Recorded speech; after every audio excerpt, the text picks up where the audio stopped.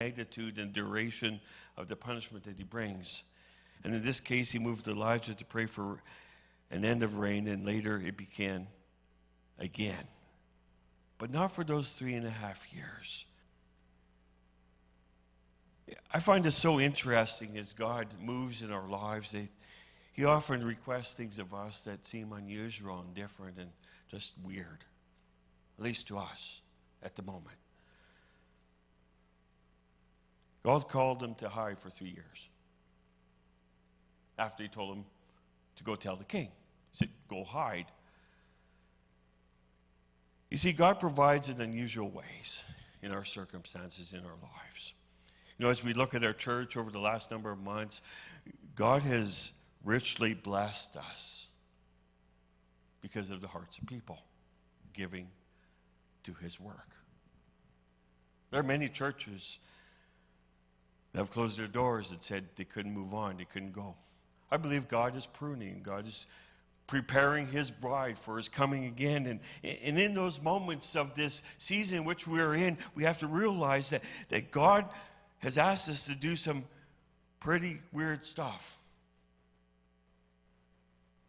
But yet he's moving us to a place where we're looking more to him and less to what we thought was right.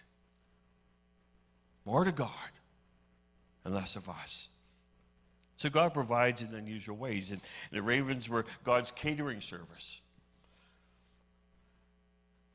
Now, I hung out with a lot of cattle farmers when I was pastoring up in Manitoba, and they did not like ravens. They would shoot a raven during calving season, hang it on a post, because actually that would deter all these other ravens from showing up. God used them as his catering service, and they food Elijah, and that's so incredible that God just proves his glory once again by using nature to help his prophet.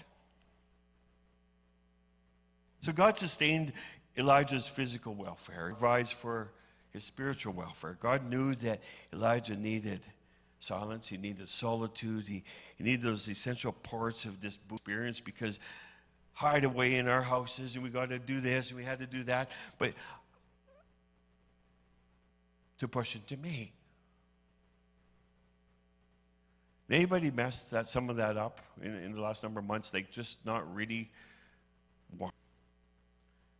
So God says, you're not doing anything about bringing me glory with that mindset. And so God had to shift me.